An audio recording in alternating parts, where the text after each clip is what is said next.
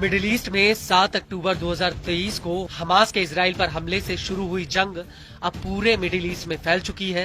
पहले गाजा, फिर लेबनान का हिजबुल्ला और सीरिया और इराक के प्रतिरोधी समूह इस जंग में कूद पड़े। हालांकि अब इजराइल और हिजबुल्ला के बीच युद्ध विराम हो चुका है, वहीं दूसरी तरफ गाजा में आईडीएफ और हमास के बीच भीषण जंग चल रही है। और इस सब के बीच यमन का हूती बार बार इजराइल का गाजा से ध्यान भटकाने के लिए उसके ऊपर हमले कर रहा है।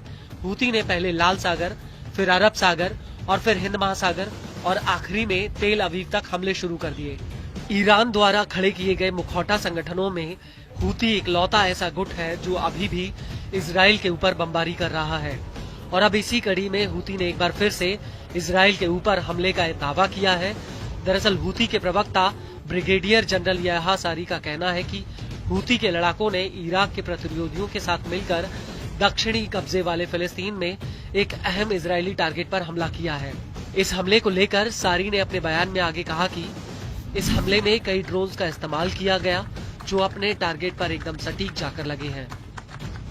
आपको बता दें कि सीरिया में ईरान समर्थित बशर अल असद की सरकार गिर चुकी है।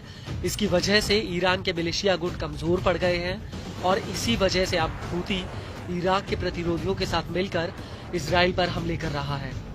वहीं इस हमले को लेकर टाइम्स ऑफ इजराइल का कहना है कि एक ड्रोन यावने शहर की तरफ बिल्डिंग पर जाकर फटा है। हालांकि इस हमले में कोई हताहत नहीं हुआ। इस सब के बीच आईडीएफ ने इस हमले की पुष्टि की है। उसका कहना है कि यमन की तरफ से इजराइल पर एक ड्रोन फायर किया गया था जो 9 दिसंबर 2024 की सुबह में भूमध्य सागर होते हुए इजराइल में घुसा।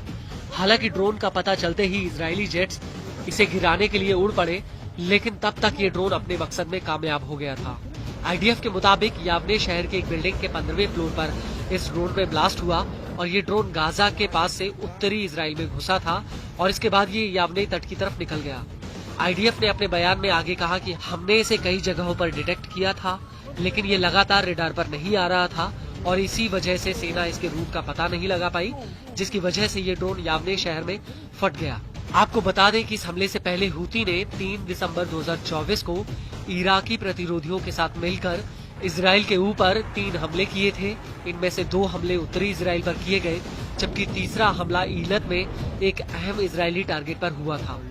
हूती के मुताबिक उसने इस हमले में कई ड्रोन्स का इस्तेमाल किया, लेकिन बड़ी बात यह है कि इस हमले से पहले हूती ने 1 दिसंबर 2024 को तेल अवीव पर हाइपरसोनिक मिसाइल फिलिस्तीन 2 से हमला किया था। हूती का दावा है कि उसकी ये मिसाइल टारगेट पर एकदम सटीक लगी थी।